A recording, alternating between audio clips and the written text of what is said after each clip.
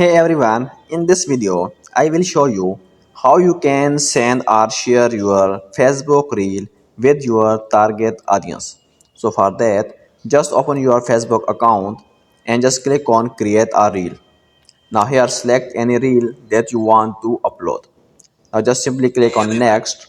Here at this portion, just scroll down at the bottom and here you can see there are option called see more setting. Just simply click on this. Now, here you can see at the bottom, there is an option called add topics. Just simply click on this add topics. Now, here you can add your relative topics. This is the audience you are selected. Now, just let's suppose you have a video on entertainment, sports. Just simply click on sports entertainment. If you have some comedy videos, just select comedy.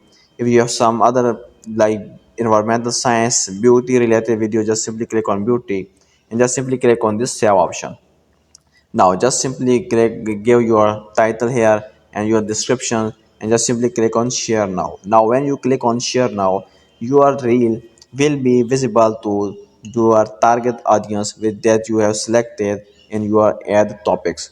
So this is the way you can share your Facebook reel with your target audience.